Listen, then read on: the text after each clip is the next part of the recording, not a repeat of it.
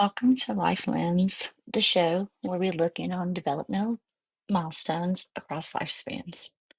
I'm Jennifer Baker, and today we're spotlighting emerging adulthood. Say hello to Bentley in the background.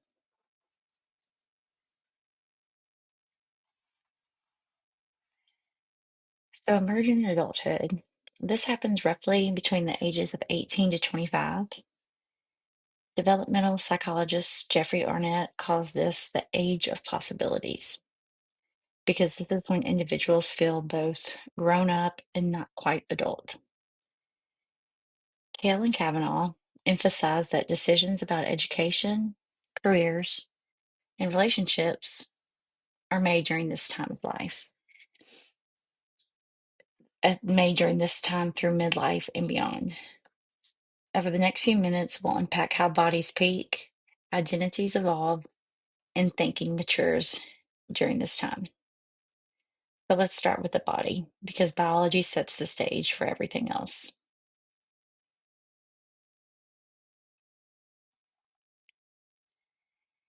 Physically emerging adults hit their stride, aerobic capacity, and muscle strength during this time.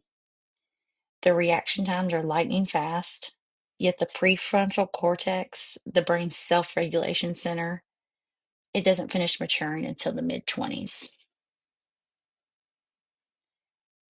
That gap partly explains why risk behaviors spike. National data shows that 1 in 4 college students binge drink weekly, and motor vehicle fatalities peak in this age group.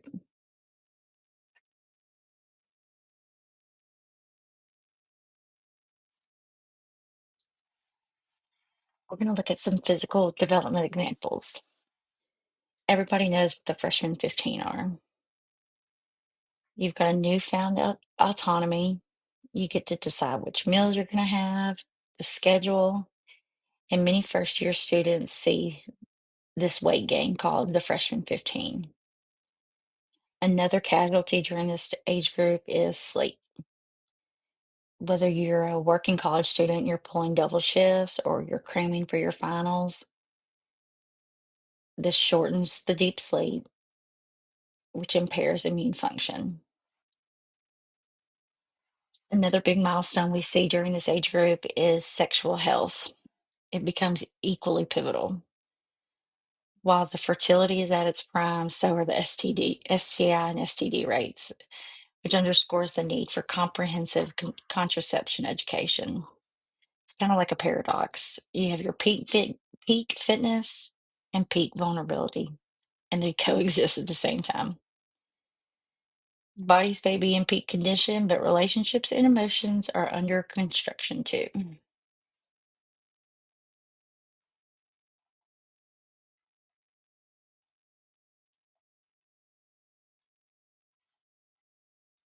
Next, we're going to look at the social and emotional development. Erickson states emerging adults in the intimacy versus isolation crisis. Let me start that over. Erickson situates emerging adults in the intimacy versus isolation crisis. The task is forging close. This task is forging close, reciprocal relationships without losing one's identity. Identity exploration broadens young adults who are testing their careers, their partners, and their worldviews with a try before you buy it type of mindset.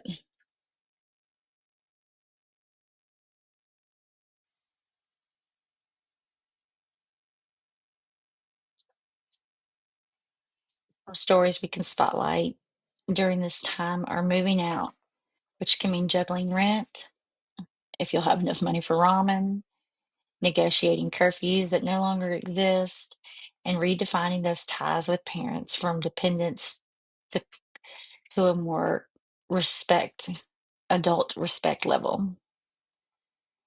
Your friend circles start to morph into more like your family, offering emotional support during life's first big solo decisions. Mental health also deserves some attention too. Anxiety disorders and major depression reach lifetime highs here. often triggered by academic pressures or job uncertainty. Early screening and peer support are critical protective factors. I'm not sure how it does it, how the mind keeps up with all these changes. Let's talk about the cognition next.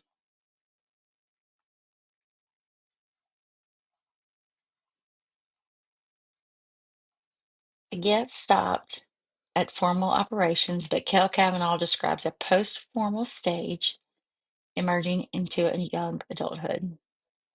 Think of it as moving from black and white to 50 shades of gray. Truth becomes contextual, and adults weigh multiple viewpoints simultaneously. We start to see a dialectical reasoning, which allows them to synthesize conflicting ideas, which are crucial for being able to balance tasks like your personal work values against your workplace policies, um, having reflective judgment. It starts to be mature during this time.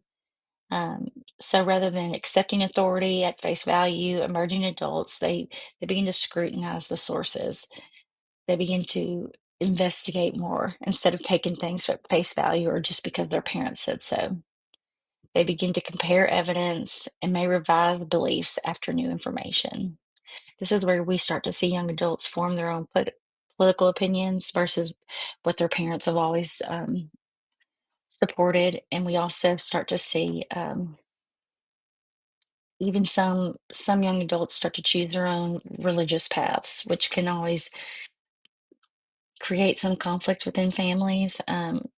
But I think it's important for adults to find their own path and what their own beliefs are, not just necessarily choosing what their parents always did.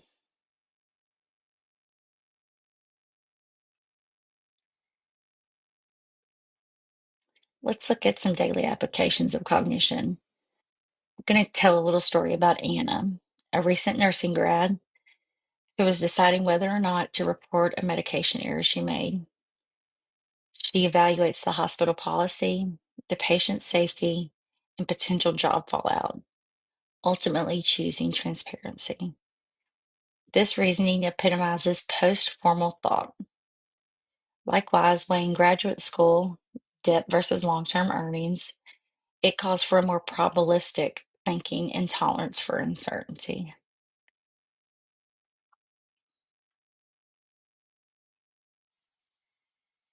So, just in these last few minutes, we've seen that emerging adulthood is a huge time of development. Physically, individuals enjoy peak performance, yet they flirt with risky behaviors. Socially and emotionally, they craft identities and relationships that forecast lifetime well being. Cognitively, they adopt sophisticated relative thinking that guides complex decisions. While recording this, it just reminded me how important or how pivotal support systems are, whether it's our professors, mentors, health professionals. They're all so important because choices made now set the trajectory for decades. So next time you meet an emerging young adult, remember they're not big teenagers or mini adults. They're just people charting brand new waters. Let's give them the tools and encouragement they need to be successful. Thanks.